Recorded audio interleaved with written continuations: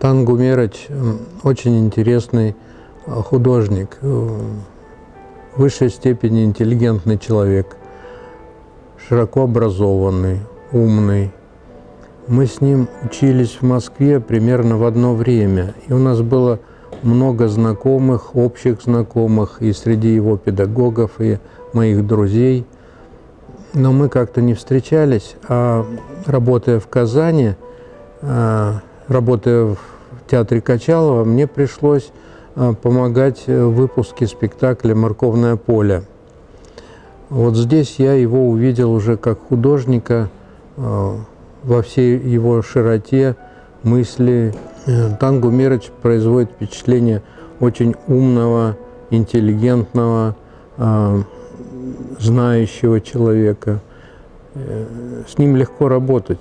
Я думаю, любой театр, с которым он соприкасается, это, наверное, такое счастье работать с художником, который понимает все. Он понимает и работу цехов, и работу художников, актеров.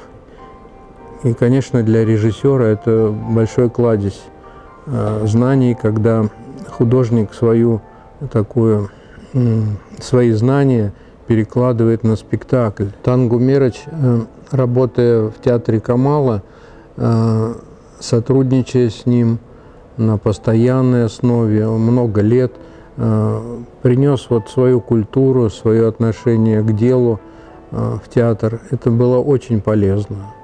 То, что он делится своим опытом, своими мыслями, своим отношением к театру, своей культурой. Должен ли художник сделать актеру удобно? Сделать удобную декорацию, удобный костюм, чтобы чувствовал себя прям как в своем? Вот не знаю. Не знаю, потому что художник все равно работает не на актера, он работает на нечто большее.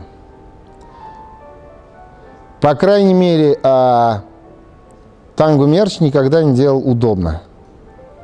Вот даже если ему скажут, что вот мне неудобно, он говорит, ну, сделайте так, чтобы вам было удобно. Это, ну, может даже не разговаривать. То есть, да, ему важнее, конечно, совсем другое. С Тан Гумерычем мы первый раз встретились на студенческой работе. Это была моя студенческая работа с студентами. Мы делали «Чайку» Чехова. И я помню, что Тан Гумерыч подошел ко мне, а до этого он выпустил несколько спектаклей с Марселем Хакимовичем Салимжановым. И вот после опыта работы с Салимжановым он подошел ко мне и сам же предложил, давай, говорит, мы с тобой что-нибудь такое попробуем. Я ему говорю, ну у меня студенческая работа, «Чайка». Я говорю, тебе не будет интересно, наверное? Он говорит, нет, мне как раз очень интересно.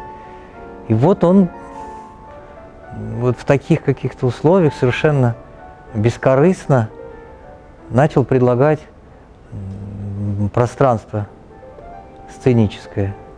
Для меня Тан Еникеев всегда был открытие. Вот каждая работа с ним, это было какое-то невероятное открытие.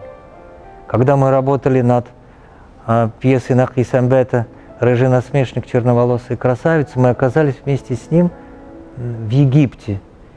И мы наблюдали танцы дервишей.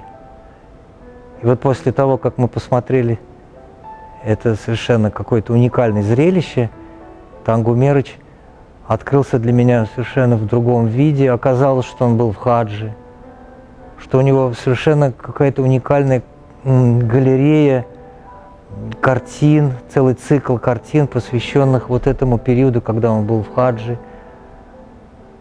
И она посвящена Иосифу. И все время открытие, и все время открытие. Тан Гумерыч – это какой-то неиссякаемый источник. Поэтому я счастлив, что мне удалось с ним повстречаться в работе, поработать.